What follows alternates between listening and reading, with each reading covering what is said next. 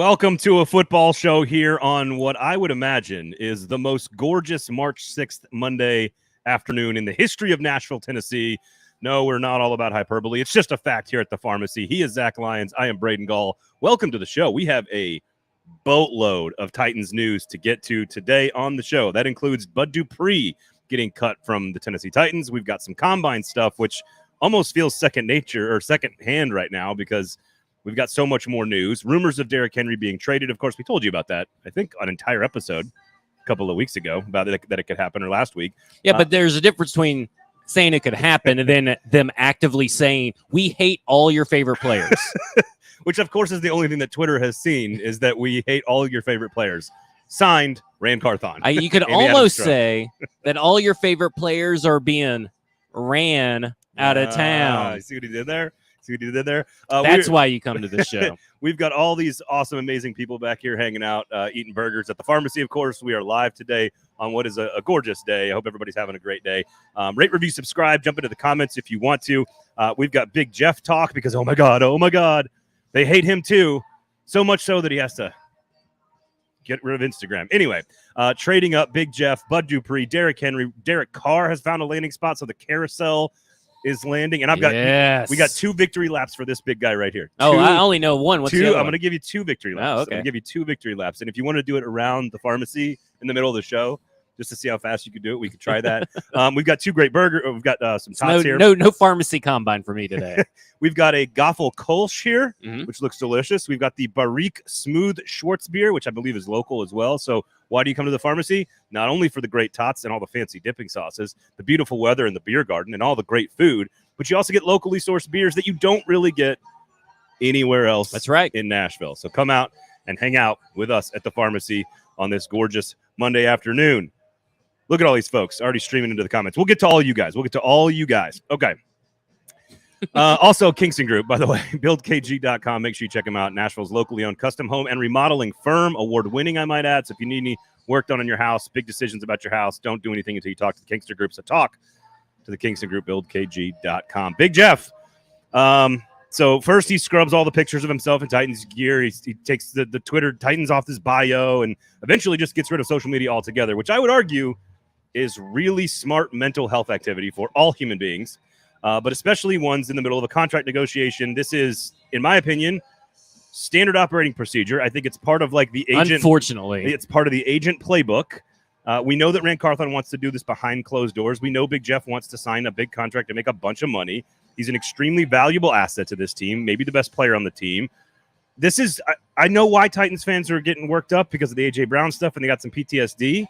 And I know that's happened, but isn't this just like how this thing works now? Right, but it doesn't necessarily. But more often than not, it works out in the favor of the player going to a different team.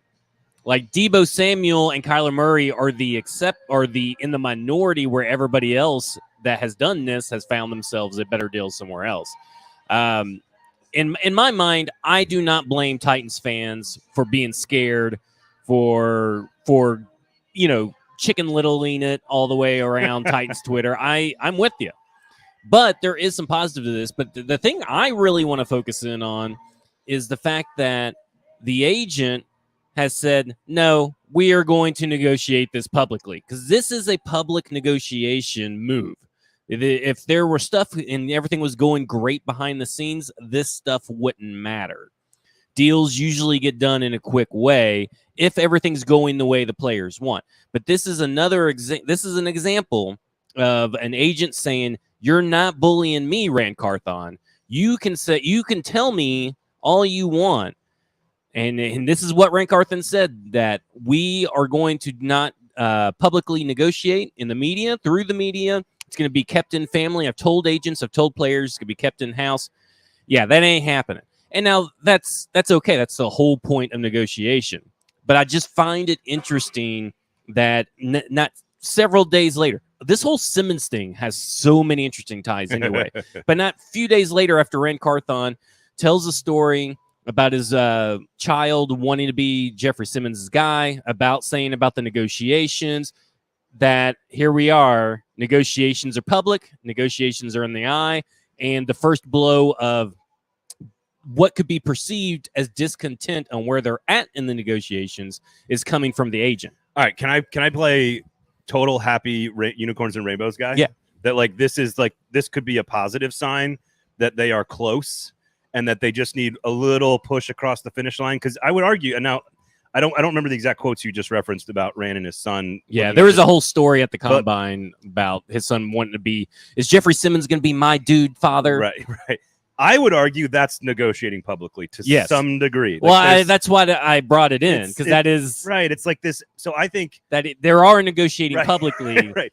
But it's just funny that Rand said that we're not negotiating. I publicly. think they're doing it as like, I don't know what the right phrase is, like barely public. They've crossed both, dipped a toe into negotiating publicly. Like they're not really negotiating publicly, because we've seen public negotiations where a player just sits out. Well, AJ Brown, leaning into it. Yeah, he leans into social media. Yeah. So I'm with you. This could be nothing. This could be, hey, he's rebranding social media because he did delete a lot of non-Titans pictures too. So maybe he's just a rebrand, or maybe he's giving it a glow up. It's just like it's potentially him just saying that, hey, the agent's like, hey, Big Jeff, let's just get you off Twitter, get you off social media.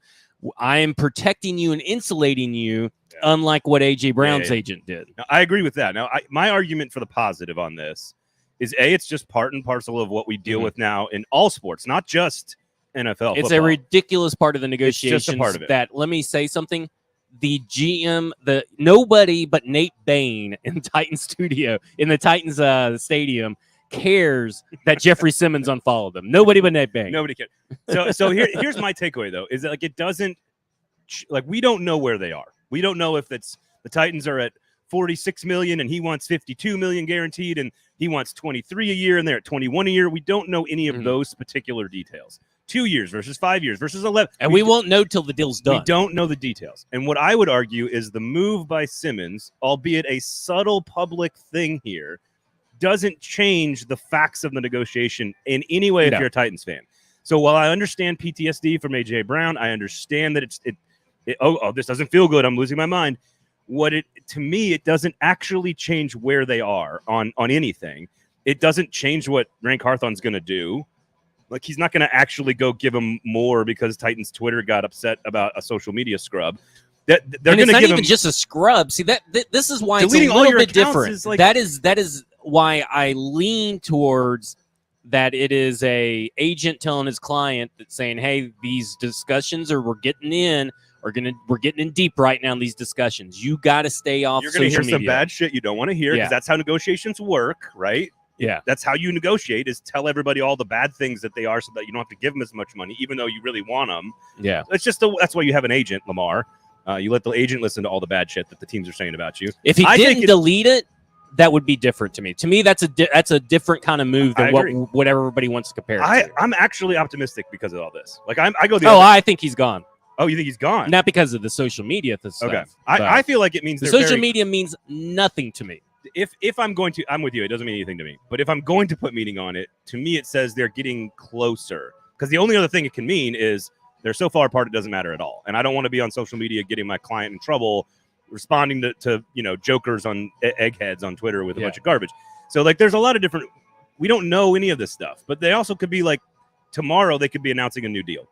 So I'm curious why you think it's not it's telling you this, but just that you think he's not going to re-sign and not be brought back. Because here's the fun thing about this show today. Derek Carr's going to the Saints. Victory lap for Zach coming up in a second on that one. Derrick Henry could be traded. He's being shopped. Victory lap for both of us, because we told you that a week and a half ago that was the case. It all ties into Derek. It all ties into Ryan Tannehill. But Dupree ties into all of this. It all works together to form the puzzle. It's kind of all over the map for me. Essentially, the fire is a burning about the trade up, and this Jeffrey Simmons ties in to the trade up. Because we talked, no, because nobody's going to trade a first. No. I mean, like as a package, as part of the big package. Nobody wants Derrick. Nobody wants that. You're looking to get to number one. They don't want Derrick Henry. So the only reason I say that is that Lily, you're getting us off track. Right. We're going to get to Henry later. We have a whole slide. Pharmacy. I created it. I created a slide that says Derrick Henry. Okay. Simmons is tied into the number 1 pick. And because if you are asking the Bears to trade down to number 11 and forego Jalen Carter and forego Will Anderson, guess who's the player that they're going to want the most, that they can go ahead, sign to a long-term deal, not have to worry about it for forever, and boom, we have our defensive player that we want, and we still have a first-round pick. More proven commodity than Carter and Anderson. And, oh, by the way, we've got more cap space than literally every other team in the NFL. The only reason I mentioned Henry is you could package Henry with them too. Yeah, like I said, if you see, you're not even listening. I listen. What I say about Henry, they don't want Henry. They don't want Henry. Okay, there we go. I've been told. I've heard 4 different teams that want Derek. Was Chicago Bears one of them? Would be potentially interesting, and the Chicago Bears were one of them. Okay, so you were saying this is offhand, other guy, offhand. So this is like when who was it? Bobby Bones went on the Rich Eisen show and said that his friend is the neighbor to where Aaron Rodgers contract. So this is that kind of sourcing. No. This is Aaron Rodgers contractor talked to Bobby Bones' neighbor, who's his friend, and that Aaron Rodgers was going to be a Tennessee. So a couple of weeks ago on the show, David, I believe, Jeff Darlington was on ESPN, and he said he floated the idea of some teams being interested. I did a little background work on that, and I asked how serious was this? Were you floating this speculatively as a person that you just are a reporter and you're having fun on TV, or do you think there's actual interest from other teams? And I was told it's like offhand from another guy, so I'm not going to go out and tweet it, but basically that there are a few teams that are interested, that the Titans are interested in listening, which is all common sense because you've laid that out before, that they've got to get the money off the books. Again, I'm not trying to get ahead of the rundown here, but I think the Bears, because they have no real threat to package with Justin Fields the way Josh Allen doesn't have a threat to package with him, that I think and all the cap space to take a $10 million running back, I think the Bears could be more interested. To your point, I don't think you need so much more stuff. Yeah, but to I feel get the like number 1 pick. At that point, then you're not giving up the 11th overall pick. Like if you're trading Henry and Simmons, you don't give up the 11th overall pick unless you're getting picks back. Let me ask you this: it's too complicated for this Bears situation. I tend to agree with you, and again, I'm just floating it because I think it's interesting. Would you trade the 11th pick, Derrick Henry and Jeffrey Simmons, for the number 1 pick? No, you'd need more. I'd more need from the Bears. more back. Okay, I think you're. I mean, I guess it's okay because you're not giving up first later on down the road, but those first-round picks don't mean anything to me. I would give up the future first-round picks before I would give up the other stuff. So let's talk about this because let's transition into this quarterback talk, but specifically surrounding the Bears and Jeffrey Simmons and how it could tie in. Peter King of Football Morning in America talked to Ryan Proles and released the article out this morning. There was a lot of interesting tidbits, so I'm going to go through those tidbits just real quick. Should we do this before free agency or should we wait? Ryan Poyle said, I don't know. That's what I've communicated to teams. I could carry this all the way until we're on the clock the night of the draft, but then there's teams that want some certainty because if I need a quarterback bad, should I do that now when some of these guys like Derek Carr are out there, which he's not anymore? Right. To me, they've got to go so much more above to do it now. They got to go so much more above what the normal asking price would be to get to the number 1 overall pick. Ron Proles is saying this. They're willing to be patient. Yes. I'm not greedy with it, but they're going to have to go above and beyond to close the door now. Interesting. I'm blessed to be able to read people, Poles said, about the quarterback market. I can feel it. There's urgency out there. There's pressure. There's been 3 interested parties, heavily interested parties at the Combine, Poles said, included at least one that's further back than what I thought. But if I'm going to that next tier on the Bears draft board, you're going to have to make up for that with more capital. Not more draft capital, more capital. Capital, a player is considered assets. Capital. The Colts are absolutely one of them. Yes. The Colts are 1,000,000% one of them. They have an extraordinary sense of urgency, and they need the quarterback. I would say that they should have a sense of urgency, but I'm not entirely convinced they do unless they really fell in love with someone this weekend that it didn't really seem like they were going to be. That's possible. Again, you and I both believe that most quarterbacks were Let me say this. ranked. Did you see the Colt scout in the running back drills yesterday I throwing some bombs? They should be putting him. I mean, he's a lot better than anything they fielded yesterday. He was killing it yesterday. just some guy at the combine. Yeah, dropping bombs. I mean, he's on the Colts staff. I like it. look, we touched on this conversation sort of loosely on Thursday's episode where we said, what's more valuable, Jeffrey Simmons or the franchise quarterback? And it's without question the franchise quarterback, but you have to trust there's a lot of moving parts there.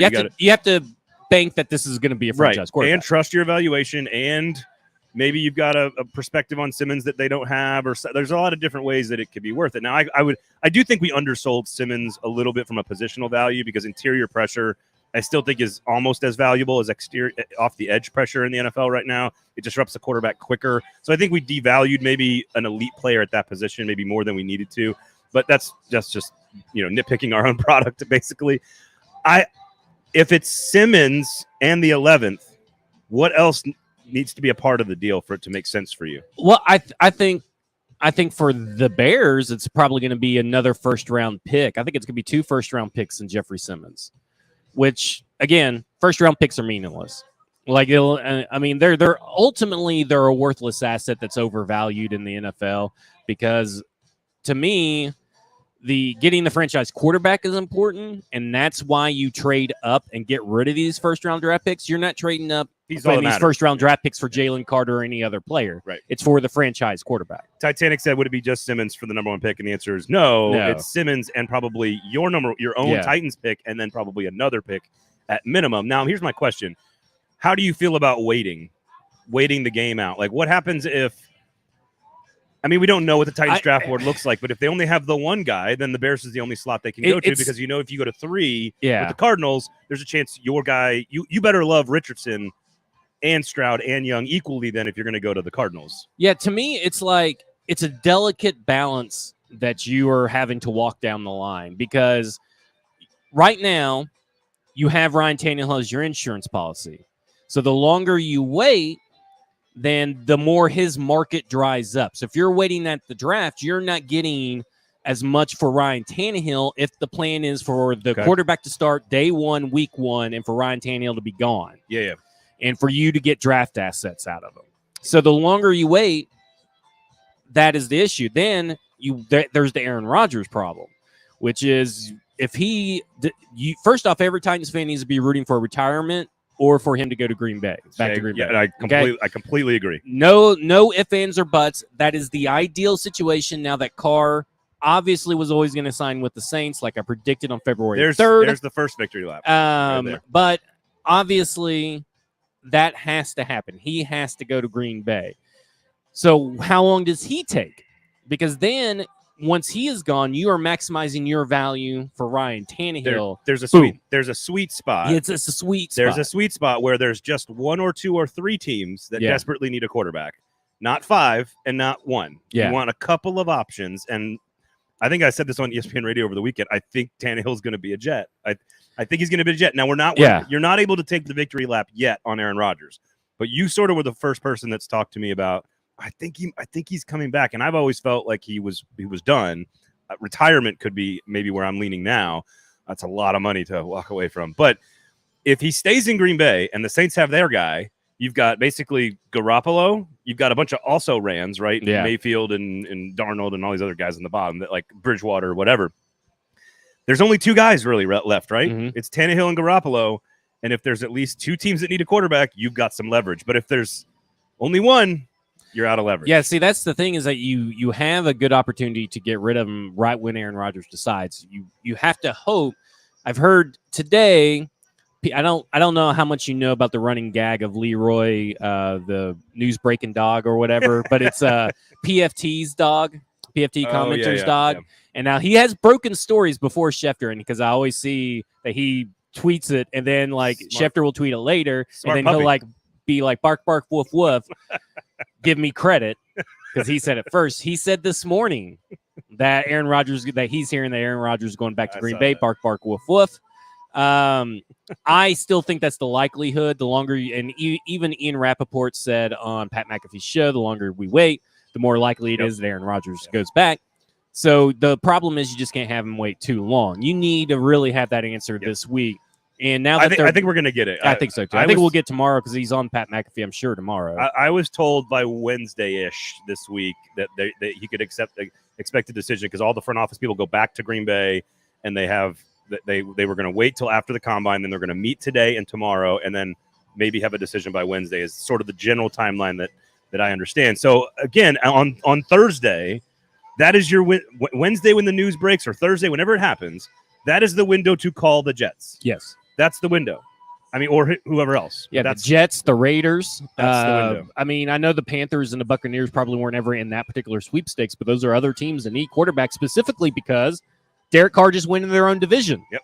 And there's other opportunities. There's a lot more opportunities. I think the Commanders is still an opportunity out there.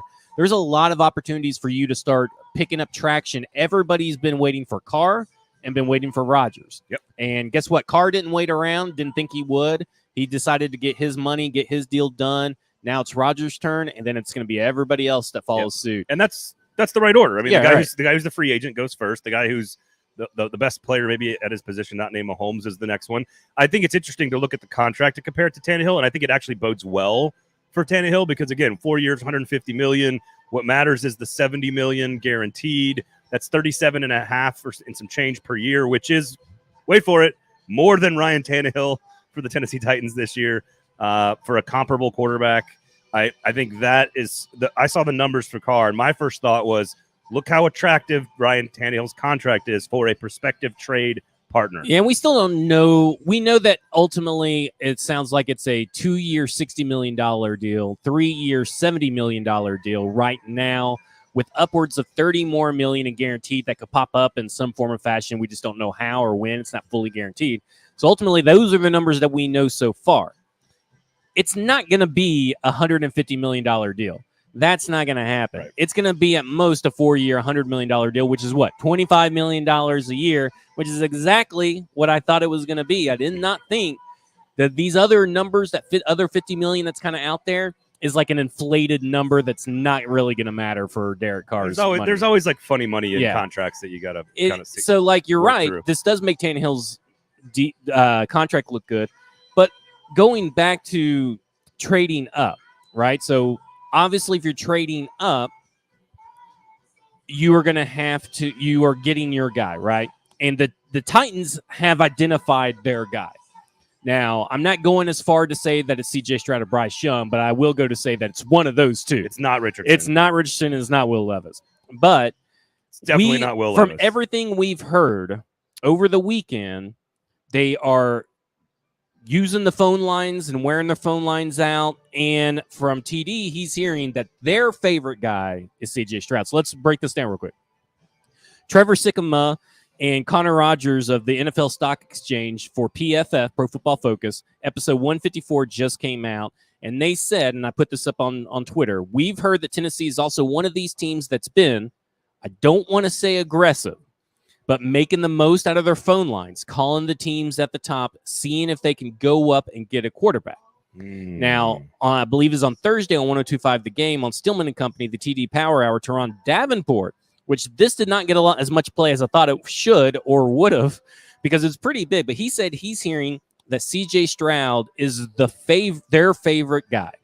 Okay, sounds like to me the C.J. Stroud's their favorite guy. That's not crazy. And because of his accuracy and his anticipation.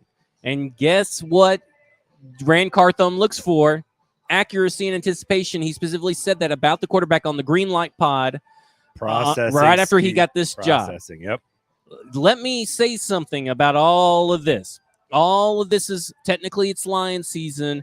This is a lot of different smoke for there not to be some sort of fire.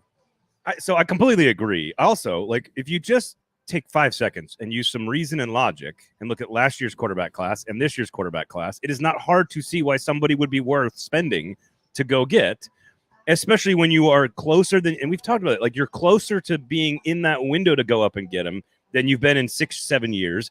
There's no telling how good this team could be next year. They could be terrible and be top 5. They could be much better and be like 21st. So you have to look at it as an opportunity. And how do you maximize that opportunity?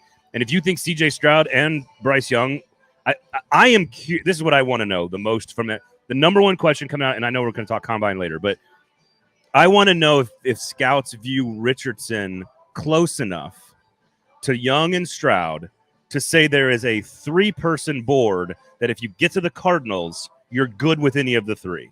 That's what I want to know. Because like Will Levis is not in this conversation. No. But is Richardson If Richardson, Stroud, and Young are close enough together that you can go to 3 and get some and still get your guy, that's what I want to know. I would say there are probably scouts that would say that, and I would say that there are probably teams who think that. Do I think the Tennessee Titans are that team that would? I have a hard time believing it. Okay. But there's something else that goes in all this talk. Okay, so we're talking about C.J. Stroud. We're talking about them trading up. We're talking about them being aggressive. This is not the first time we've heard these aggressiveness rumors about them trying to get up to the first-round pick. To me, it seems like, hey, you heard what Ryan Poyle said. He said, hey, we could take our time, and you're going to have to come hard and come fast if you are going to come for this first-round pick. And right now. Which is where Simmons comes in. In. But this also lets me know they've given up on Malik Willis. Can we all just agree on that now? I mean, there's no hope for Malik Willis. When Josh Dobbs won the job, I feel like most. But people everybody's like, taking the work. Okay, look, when a coach or a staffer, a front office staffer or whatever, is asked in an interview, "Hey, how do you feel about Malik Willis's progression?" Yeah, we really like what we've seen from Malik Willis. You know, he's putting in the work. He's coming in. You know, we're trying to help him out. We're hoping that he takes that next leap. That's standard operating procedure. Yeah, it's just words. They did not give that stuff up unprompted. People are like, well, they just talk about Malik unprompted. No, they were specifically asked fucking questions about Malik Willis. So they just said the normal stuff. If they were sold on Malik Willis, you would not hear a lick of rumors about them trading up. It is dead. It is over. Yeah. I mean, whatever. And it's been over, but it's now time to come take all the evidence, put it in a blender, blend it up, drink it down like a humble shake, and shut the fuck up. I haven't dropped an F-bomb today, so that's my there you F-bomb. go. You got to get one in. Also, great shakes here at the pharmacy. These tots I've been eating right here with all these fancy dipping sauces. You got the horseradish mustard. You got the beer cheese mustard. You got this spicy barbecue sauce here. All these beautiful tots right here at the pharmacy, of course, in East Nashville. So come on by. They do have a milkshake. You can get a fucking milkshake inside if you want. They got a soda rail in there for the kids. No F words, though, around the kids, please. And, of course, burgers. We got the great burgers here. Kingston Group as well. BuildKG.com, our two great sponsors, the pharmacy and the Kingston Group. Make sure you support local businesses. I will say this, thanks to Titanic for putting this in the chat, but the Chiefs are not tagging Orlando Brown. They're still hoping to get a deal done, but they are not franchise tagging Orlando Brown. Left tackle says another left tackle hitting the market. So which is good. I've got a couple of questions for you here, and kind of how all of this fits together. Tannehill, because we still haven't even talked about the implication of Tannehill with the draft pick. Yes, having Tannehill here to have, and that's where I think you go. That's where I think 3 with Richardson makes more sense to me, because then Richardson could sit behind Tannehill for a year, and then is this why you wore your Gators hat today? It's not technically a Gators hat. It was a gift from the in-laws. It is orange here. There you go. You can see it. It is Florida orange. It's also Tennessee orange. It's not Florida orange technically. It's orange. Okay, so let's break this hat down. Hang on. Florida orange is dirtier and trashier than this orange. Okay, it's orange. This is a clean orange, and it's a gator eating an orange. And it says easy living. Easy living. So that means so the Gators eating an orange, go Big Orange, Tennessee Volunteers, and Florida versus Tennessee, big rivalry. We see where your allegiances lie. Basically, I'm an Anthony Richardson, Billy Napier cuck. That's what it is. I am here for Anthony Richardson. Heard it here first. I'm here for Anthony Richardson. I will say I've been obsessed. CSI hat. It was a gift from the in-laws, and it must be worn. It must be worn. And he listens to the show. And I bet they are laughing, because I bet they bought that knowing that it's a Florida hat. They never wanted to tell you it's a Florida hat. Are they Florida fans? They live in Florida. They live in Florida. So, but no, he's a huge. My brother-in-law is a huge Titans fan. He married into a Florida family, and once you're a Florida family, you can't get out. Sorry, buddy. I think we know this is a Florida hat. You're stuck down there. It is a Florida hat. Florida Gators, University of Florida fan. No, his wife's family's they're Miami Hurricanes fans. So just chill out over there. Yeah, we'll see. Either way, I'm obsessed with Anthony Richardson, but I was before the combine. The question is, again, at 3, can you get up to 3? Is my question. And if Anthony Richardson is your guy, I don't think I'm with you. I don't think the Titans love him. But let me ask a couple of questions here. Okay. From the whole outfit says Clemson. That's fair. Go to the pharmacy, everybody. So a couple of questions and observations from the chat here. I think Michael, Titanic, Stoney, Kevin, a few of you guys, Daniel, talking about the giving up the picks versus Simmons. If this, I'm trying to prioritize in your mind Simmons versus just picks. If you can re-sign Simmons and go up and still get your guy, in which case you probably then have to create some more cap space. I don't know. I don't know how that works together. It doesn't. there's nothing about cap space at this point in time that is going to affect the Jeffrey Simmons deal because his cap hit does not hit until 2024. So we have 120 to 150 million dollar in cap space. So not a big deal. Here's the issue with this: is that in this same article, Football Morning in America this morning, Peter King, Pro Football Talk, whatever it's from. Listen, one of those places. This is what. Well, I think they're all the same now, but they mention the timetable for being able to trade 2026 draft picks. So at the start of the league year, you can officially do 2023, 2024, and 2025. Right at the beginning of the draft and the start of the draft, you can add in 2026. So the reason no deal's been done, because I guess I never knew this, but I guess there is a legal loophole of how many years out you can trade draft picks. Okay, makes sense. So it makes sense, but I didn't know that there actually was one. Is that at the start of the first pick or whatever? Yeah, so it started at the first pick. So technically, if you want to keep Simmons, you have to have an agreement with the Bears that say, hey, the start of the clock, we're going to trade you 2023, 2024, 2025, and 2026. You think it's four picks now? I think, Ooh. I think that's all you have to trade. I don't think you're going to have to trade just four firsts. Just four firsts. That's all. Nothing. They're unimportant. First round picks are unimportant. But I think that's what you're going to have to do. Like, this is what he's saying. I mean, this is what they're talking about. This is being talked about and written about because these are the conversations that Poles is having this whole time. So, like, to me, it's like, I don't know. I know everybody really loves Simmons and all this stuff. My God, I sure would love a franchise quarterback. And I think that Young and Stroud have the best chance of being a franchise quarterback. I agree. I want both. How about that? I'm just greedy. Well, and then I want give both. up the first round draft picks. I'm okay with that. Okay. I mean, you find the right price point and you go get your guy. Like, you can almost remove Simmons from the equation because, again, you already said it. The cap hit doesn't matter. You can remove Simmons from the negotiating table and just say, look, let's negotiate like two normal teams trading from 11 to 1. Well, we know they've been talking since the Senior Bowl, right? I mean, that's when the rumors still started popping up. The Titans were the number one pick. So this probably has been all over the map, and the Titans are still one of the teams still in it. Yeah. You know, and obvious conversations that are being had at the combine. Now we're in the next step, right? Now you got free agency to the draft. A deal is going to get done for this number one overall pick. That we know. Probably. We know that Titans are really have been like pursuing this hardcore. Like it's like a girl turning you down for a date, and they're just keep coming back until you say yes. And that okay? Are you okay with that from Rand Carthon? Yes. Or is that a little too desperate conviction. right now? No. Okay. All right. Okay. There is no such thing as desperation when it comes to getting your franchise quarterback. Yeah, acquiring a permanent asset. That is not desperation. That is conviction. All right. And that is a good sign for, first off, your GM. It's a good sign for your GM and head coach's relationship because guess what? Mike Vrabel's in on all this. This isn't Rand Carthon. Yeah. This is Mike Vrabel and Rand Carthon actively shopping for the first round pick and possibly actively shopping Derrick Henry. Well, I guess we're going to get to that here in a second too. I am curious because there's so much of this and we've tried to separate. And I think on this show, on F Words, on all the 440 shows, we try to separate sort of the noise, the empty calories, social media conversation, callers and talk show radio, which are, again, the very, very, very loud, minute, tiny sliver of the fans that just they have to scream and yell. Separating all of that stuff from like the real nutritional hardcore content, which is like, oh, by the way, Anthony Richardson didn't change anybody's opinion of him. Most GMs already had an opinion of him. Titans either have Stroud or Young at number one, whatever. Simmons scrubbing social media doesn't actually change where they are at in the negotiation. There's so much. Derrick Henry being shopped. Fans are going to lose their. That's the one where I know fans would lose their mind if they traded him. But if you're going to look at it rationally and shrewdly and cynically, we all know where he's at in his career, the age, the cost, everything. And if you can save your $7 million, you make the move and you acquire another asset, especially if you're going to use some of those assets to go get your franchise quarterback. So it all works together. Yeah. And right now, the Tannehill market is starting to heat up. Yes, it's getting a little bit stronger. Sizzling.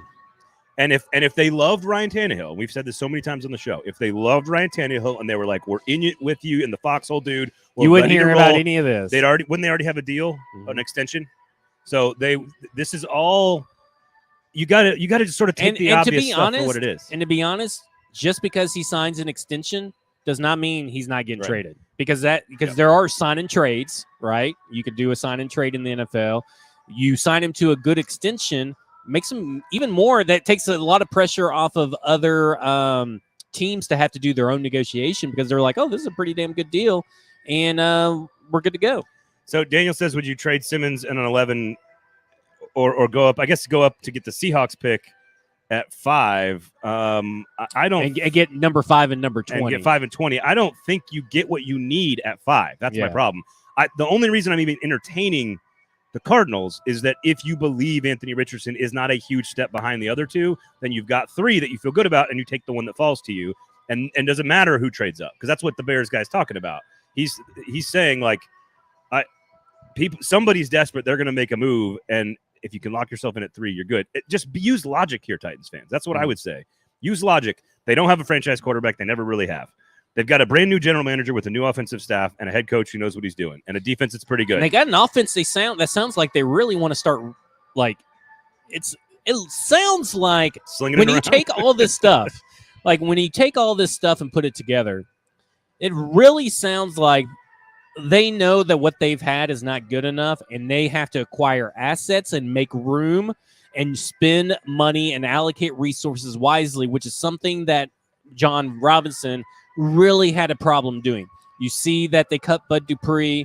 You see that they've cut off Taylor Lewan and Robert Woods that was traded away for a draft pick and was expensive, and then they allocate a resource. Like, all this stuff that they are doing is to basically undo the bad resource management that John Robinson has done, and that includes Derrick Henry's contract. Yeah, I mean, $16 million is what you pay him if he stays on the Titans this year for a 30-year-old who's got, almost 1,600 carries. This is about the time of every NFL running back's career that it starts to drop off. And I know that the sentimental Titans fan, again, we talked about this a couple episodes ago, the sentimental Titans fan wants him to break Eddie George's rushing record, to get all of the Hall of Fame numbers here. I get it. But what if you could get, like, Jack Campbell out of the deal? What if you're getting Jalen Hyatt? What if you're securing Darnell Washington in the deal? Right. What if because you're like Darnell at 41 seemed pretty good until the combine. If you get an early third, you could get a starting offensive lineman. Yeah. You could get a starting tight end. You could get a starting wide receiver if you got a 3rd-round pick for Derrick Henry. Yeah. To me, it's just like you look at everything that they're doing. This is all being done with Mike Vrabel's consent. We know that the John Robinson stuff wasn't. But this is all being done. These conversations are not being had without Mike Vrabel knowing about them and consenting to them, right? Like, is there anybody arguing against that? Well, everybody's like, well, Rand Carthon this, Rand Carthon that, Rand Carthon this. No, it's Mike Vrabel and Rand Carthon. Yeah, he just got here. Yeah, like these negotiations do not happen without Mike Vrabel. So if you're going to say, well, I can't believe fire Rand Carthon now if he's trying to get rid of Derrick Henry or Jeffrey Simmons, you can't do that. Mike Vrabel won't allow that to happen. It wouldn't have gotten this far without Mike Vrabel. This is not an A.J. Brown situation. Yeah. Now, there's also a chance that they're shopping him and that they just can't get a deal. They're not willing to part with him for a 5th-round pick. Yeah. And if that's what happens and that's what they decide to do, that's not where Vrabel's not involved in that stuff. That's where, like, Carthon does all the heavy lifting, all the dirty work. The strategy decisions are made by Mike Vrabel. Well, let's talk about the shopping Derrick Henry thing. Mike Silver of Bally Sports said, according to my sources, all of them current general managers. Tennessee Titans running back Derrick Henry, Los Angeles Rams cornerback Jalen Ramsey, and Arizona Cardinals receiver DeAndre Hopkins are among the players who have been shopped in recent days. Those last two, duh. But for Derrick Henry to be up with those last two tells you how serious. And it's not that they are listening to offers. They are shopping him. They're being proactive. They are being proactive. Yep. And that involves Mike Vrabel. So that changes the whole narrative where we're talking about, Mike Vrabel, he creates these relationships, and, he may really like, that Derrick Henry finishes out his career. But also Mike Vrabel wants to win. And the best way to win is to reconfigure your team. And sometimes to reconfigure your team for a glow up, you have to get rid of some assets. Check out Football and Other Efforts, by the way, for an explanation on that one. Great place to go. Also, Stacking the Inbox, by the way. We have not mentioned that. StackingTheInbox.com. Combine takeaways going on right now. And if you are a subscriber, you also get, I haven't updated the bench press numbers yet, but you also get access to the Combine data sheet. Had to write the article, and then all this news started breaking, and I had to get all my notes done. No bench press numbers for they'll be there. Guys in there. Although I was using that spreadsheet on when I was working on radio over the weekend. I had my handy dandy Stacking the Inbox spreadsheet up there, looking at all those RAS scores. There you go. Just and name drooling over Jack Campbell and a few other linebackers that I think will be available for the Titans should they not re-sign David Long in the second and third rounds? That is. All right. So I mean, like, let's get to Stoney says that data tool is stupid deep. It's worth $1,000. there you go. It's worth 10 Joker Funkos. Stoney, can you represent all of us in our negotiations moving forward? But like this Pharmacy, by the way, and the Kingston Group. But this Derrick Henry thing is pretty important. It's not to be glossed over because Mike Silver, first off, used to work for NFL Network. Used to work for NFL Network, now with Bally Sports. He's a legit reporter, and he's hearing this from other GMs, and these may be GMs that are trying to drive down Derrick Henry's market or something, or doing maybe an agent a favor. But these are other GMs, current GMs. This isn't, well, one anonymous scout told me, or one ex general manager expects Derrick Henry to be traded. They are actively shopping. They are taking him and they're saying, hey, look at this guy. You can have an easy extension and a future Hall of Fame running back into his career with you. Just give us some draft picks. Yeah, like, again, his hit right now for somebody else is $10 million. Yeah. That is not a big ask for somebody. It's $16 million for the Titans if they keep him, which is a lot to pay for a running back in his position, albeit with plenty of sentimental value and value to the team. Listen, again, this is another contract that could easily turn into an extension. Yep. Listen, Derrick Henry's not worried about. He's at Dallas Maverick games. He's in Texas hanging out. I mean, he doesn't care. Listen, this right here lets you know that contract negotiations for these players for extensions to try to keep them are A, not even happening, or B, they're happening and not progressing where the Titans need it to do. That means that the Tannehill and Henry are trying to ask for way more money than what the Titans are willing to give them. Yeah. And they're going to like, okay, cool. We're going to try and work something else out here. I mean, there's a possibility, too, that if you package that with a new general manager wanting to create his own organization with Mike Vrabel's strategy sort of approval, right? That, like, again, we said this on the last episode, like, they're 75% of the way down the full rebuild mode already anyway. You've hired a new offensive line coach, an offensive coordinator. If you trade your quarterback and your running back and have a new GM and go up and draft a number one pick, like, that's the whole rebuild all in one offseason. You've done the whole thing already because you don't want to deal with the defense. You want the defense to just kind of and don't you think that pieces. with like Bryce Young and CJ Stroud, if those are the quarterbacks you get, don't you think this team has a higher ceiling than they would if they ran it back with Tannehill and Derrick Henry? Oh, man. I mean, no. You don't think it's a higher ceiling? I think it only takes 1 year. I think by the second year, your ceiling's off the charts because otherwise you don't make the move. Your point is valid. You would make the move. You would. Right? No, what I mean is if the ceiling wouldn't. I think Bryce Young in the stuff ceiling's higher. That's what I'm saying. And I think it's higher year one. It's possible. I don't know. I think there's too much veteran experience with Henry and Tannehill. I think they would really came in handy, that losing streak, that veteran experience. Well, they were banged up, and I know what you're saying. I just don't think it's fair to throw a rookie quarterback with that offensive line and whatever. Well, probably whatever be a better offensive line, because. Hopefully. Well, what I'm saying is just because now you have more money off your books to pay for the offensive line, and maybe take a big swing at Andre Dillard, who's going to have a bigger market, or maybe one of these Mike McGlinchey is going to have a bigger market. I think it's a great question. I think it's a lot to ask of. I know the career outlook, or the yearly outlook, the long-term outlook is better. I think it's a lot to ask of. I mean, Peyton Manning led the league in interceptions his rookie year. I think it's a lot to ask a rookie quarterback, albeit a very good one, to be better than both Derrick Henry and Ryan Tannehill as veterans where they are. I think the break-even point, for lack of a better term, if you refi your house, close. It's very close, and I think maybe by the end of the first year, you're starting to see the reason you go get the quarterback. Okay, what if they were able to hold on to their second, pick up some extra picks from Derrick Henry, and they end up with Bryce Young or CJ Stroud, Darnell Washington, Jonathan Mingo. I know you love Darnell Washington. Yeah, Darnell Washington, Jonathan Mingo, and a couple other players.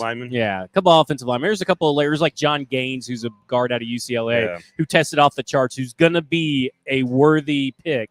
That is going to be a bargain for somebody. I think one of these pieces. I like where we're going here. One of these pieces, be it left tackle, be it quarter, like running back. I think one of them has to be a veteran.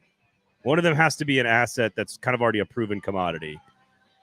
Whether that's guard, whether that's left tackle. I don't think it has to be running back. Maybe receiver. There's not a good receiver market in the free agency crop, so maybe it's not that position. Maybe you're okay with the younger receivers, building around Traylon Burks and Chigakonkwo. I think you do need a veteran piece somewhere. Like, I don't want to go to bat with Bryce Young a rookie tackle, a rookie guard, a rookie receiver, a rookie tight end. Like I don't, because here's the other thing we haven't talked about. You could trade Jeffrey Simmons just for picks, right? And just stock up this year. Use some of those to maybe go get Bryce Young, but also restock some of those positions of need. You lose Simmons, of course, but I mean I don't know. I don't want to see all rookies. Okay, if that makes sense. Real talk, real quick. The Titans traded away AJ Brown last year.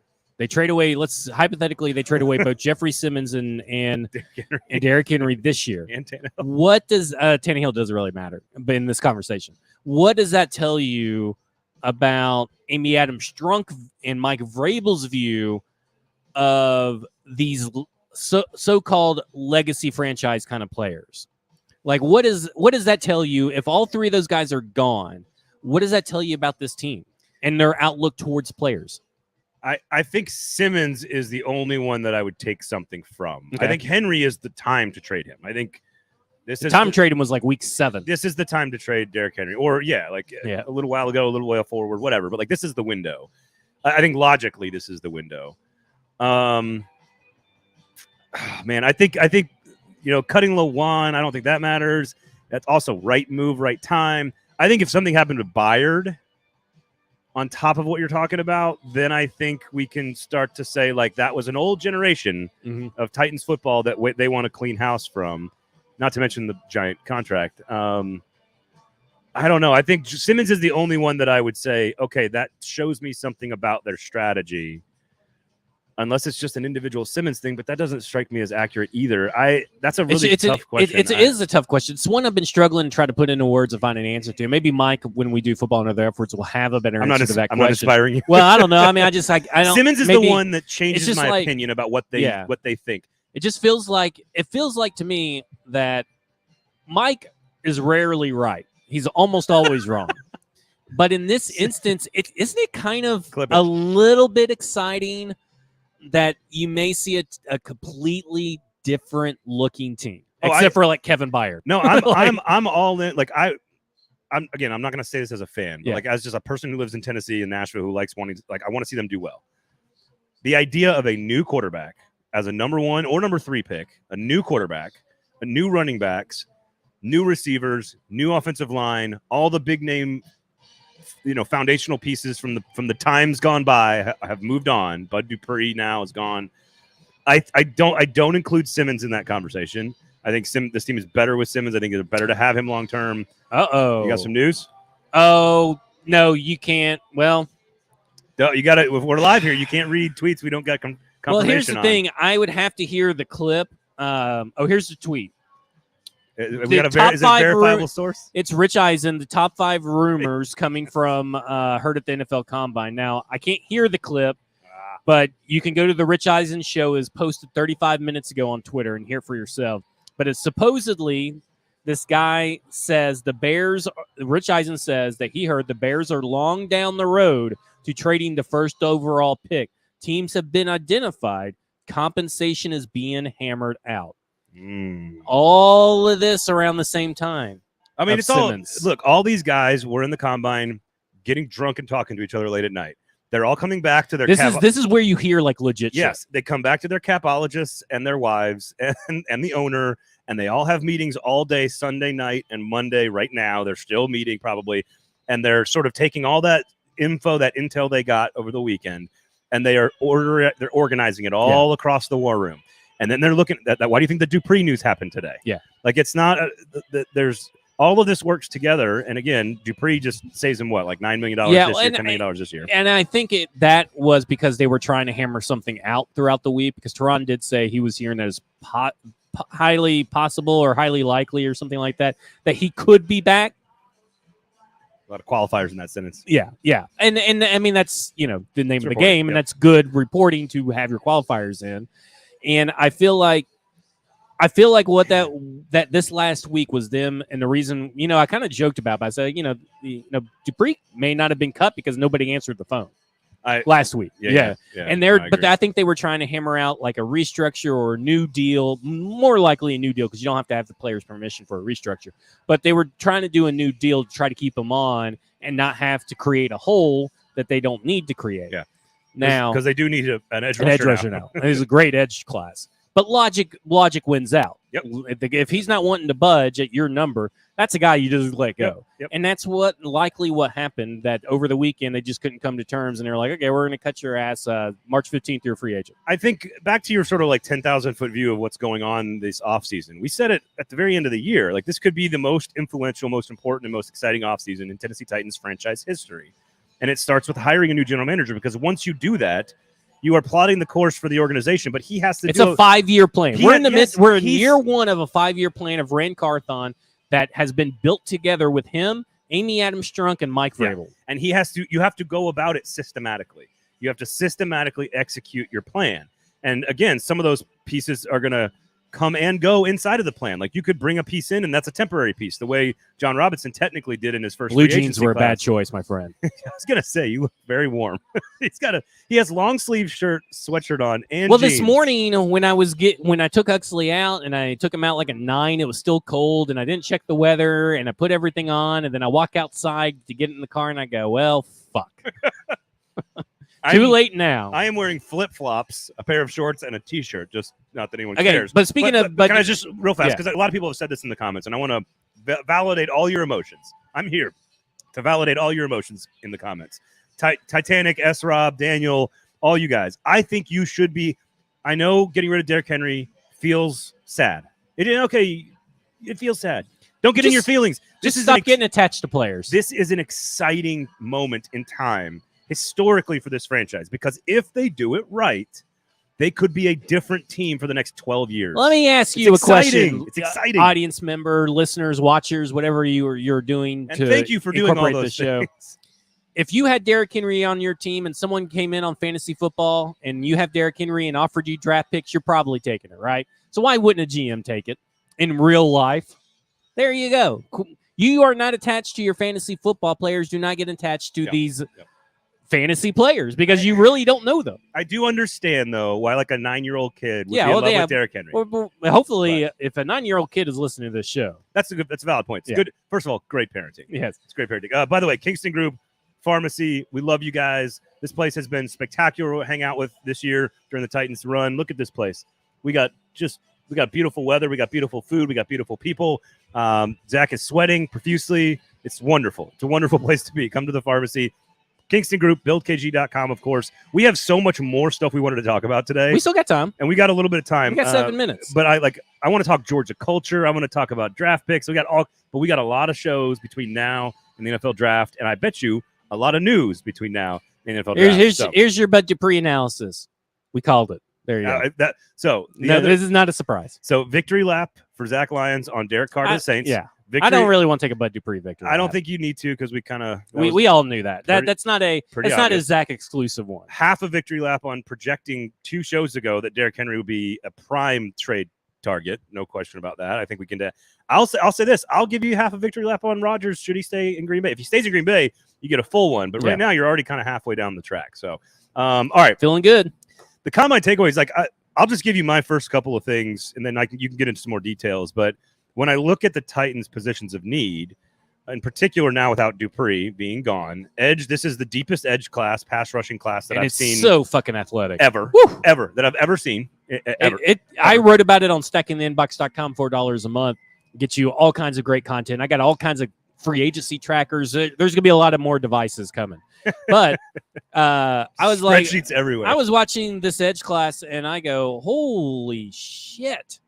I was like, I know that everybody said this was a deep edge class, but I didn't know it was a deeply athletic edge class. Lots of bendy, flexible dudes that can run around a lot. Like it changed we talked about it on Thursday, how this 11th pick has kind of turned into this purgatory pick for us anyway. And I'm thinking, I don't know. Like look, if it's down to Broderick Jones, Christian Gonzalez, Joey Porter, no, I'm out of Lucas Van Ness. I'm out on baby Hercules, whatever they call him, or Nolan Smith. I'm taking Nolan Smith, Joey Porter, or Christian Gonzalez over Broderick Jones. I do not care that. My other takeaway is it was the corner class is extremely talented and very deep. I think the safeties are pretty talented. You can get them much later, But one of my takeaways was the top shelf talent at corner It's that like, will be available at 11 yeah, is very much a possibility. Now, is that the smartest use of that 11th pick versus a trade back? versus- No. trade back Or or trade trade up? I mean, obviously, if you're at the 11th pick, you can already trade up. So I don't know how many left tackles are in this class. Paris Johnson. He's the only one in your opinion? And I would say that you could take a chance on Blake Freeland, who tested really well. He's got a big major flaw you have to fix, and I think that Jalen Duncan, he showed up over 300 pounds, which is a good thing for him, and he still maintained his athleticism. I think you could take a chance on him, but everybody else is like Cody Mock, Peter Skoronski, are guards, and I think that John Gaines is a guard. It's kind of weird. The edge and corner is obviously a need because if you're looking to the future, you are going to need someone to pair with Harold Landry. Obviously, now that Bud Dupree's gone, but also Christian Fulton can't be relied on to stay healthy. Roger McCreary is small; he's a small old man. I think I like Roger McCreary. Yeah. I think he's going to be good. But I mean, he's going to be fine, but you can't. He's not a shutdown corner. You need a shutdown corner because, especially if you're not getting the quarterback. Because if you're not getting the quarterback, the only way to stop all the other quarterbacks is through defense. No, I came away from this weekend because I don't love all the testing stuff in terms of like changing what my eyes told me watching a player for a full year. Was that corner and pass rusher are two far more likely situations at 11 than what I initially thought. And it's because they're so deep, which also could be a reason to take one at 41, which is also why I think teams are looking to get into those top three to get a quarterback. Because if you're the Colts or if you're the Panthers or if you're any of these teams that might want a quarterback, Titans, Texans, Saints, or not Saints, Seahawks, you can wait till the first 10 picks of the second round to get a really good edge rusher. You don't need to have Will Anderson. You can take your quarterback and then come back and get your edge rusher at the top of the second round because it's so ridiculously deep. So I think there's like 2 or 3 great receivers.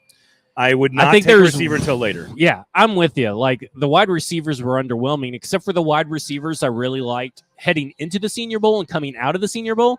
They were all awesome. Yeah. Which makes me feel really good about my wide receiver scouting. You should. But, like... It's all that beer you drank. Yeah.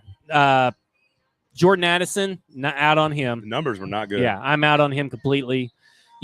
Like, I like Downs, I like Flowers, I like Trey Palmer. I like those guys, but like, are you drafting a slot only guy really high? No. And that's the problem. Like, if this team was in a different makeup, I wouldn't even say do it at 41.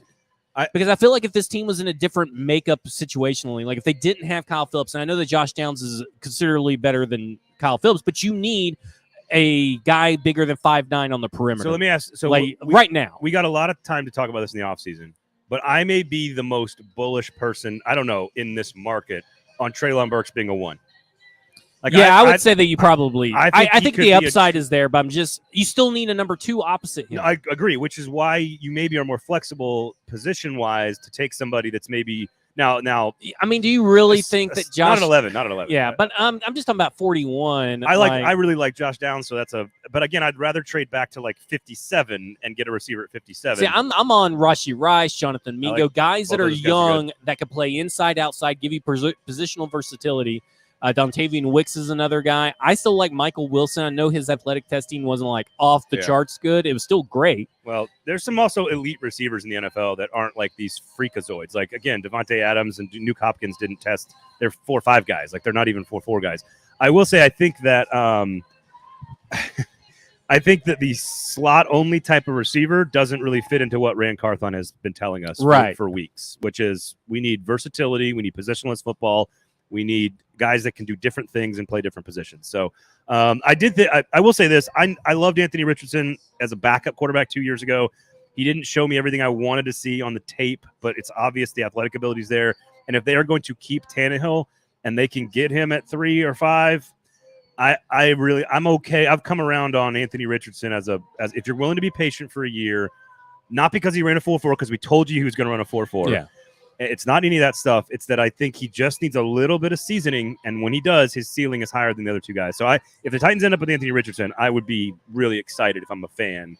I don't know what that cost is. Where does it happen? Yeah, is it 3? Is it 5? Is it 11? I don't know. I guess you have to hear that, hey, for me, it's like, okay, if they're trading up to 2 or trading up to 3 or whatever the trade is, if they lose out in the 1, I need to hear that the Titans put in a really damn good offer for number one, because that lets you know at least they have the idea in mind that we are getting a quarterback.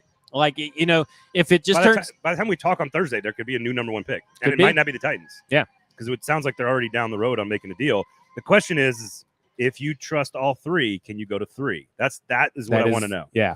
Again, for every team, right? Right. Seattle, Carolina, Titans, no matter who. Either way, it's exciting, man. It's exciting. Bud Dupree, Taylor Lewan, all these guys are gone. The contracts are off the books. They're clearing space. You got new structure, new decision makers, new strategy, potentially new quarterback and running back.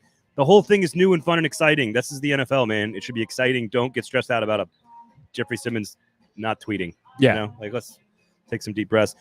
Where can people find, read, pay for, support Zach Lyons? At FWordSpot on Twitter. Head to stackingtheinbox.com and pay $4 a month, and you're going to get all kinds of extra content. There's so many combine takeaways that I ended up writing 2,800 words today, and I was not even expecting to write 2,800 words. Just pours out of him. I mean, I got to start talking about Bryce Young's weight and how people are fucking idiots and all that kind of stuff. Just don't overthink it. Look, nobody in the NFL is overthinking it. Everybody has now said, last year, Bryce Young, unquestioned number one overall draft pick. Well, now that we're near the draft, oh man, he missed that one game because of an AC sprain that he probably still could have played in. And this weight, it's only been the same weight that he's been playing at. Anyway, I got all my takes on there. Here's the thing with it. He would be unprecedentedly small and short to be a first round draft pick in the NFL. It doesn't mean he's not an outlier because he's pretty good at football. Yeah, here's the thing. I don't care about outliers. I don't care about any of that stuff because Bryce Young is an exceptional college prospect. That's all you need to know. Full stop. Go to the pharmacy, everybody. Make sure you support local business. Kingston Group, if you have any problems or needs with your house, buying, selling, renovating, custom builds, anything, make sure you talk to them, buildkg.com. And the pharmacy, our wonderful and awesome, amazing friends here over on McFerrin Avenue in East Nashville. Soda Rail, burgers, tots, brats, all these fancy dipping sauces here. And look at this garden. Look at this place to sit here and eat. You can sit here and eat on a beautiful, gorgeous Monday and watch Zach sweat in his jeans. Otherwise, football and other F words. We got all kinds of stuff for you across the 440 Sports Network as well. Thank you to all of you. You guys were awesome today. So many people in the comments. We do appreciate that. We'll be here Thursday. And thanks to my brother and sister-in-law for this awesome Florida Gators hat. Florida Gators hat. We do appreciate you guys. Thanks for hanging out, boys. We'll talk to you guys on Thursday.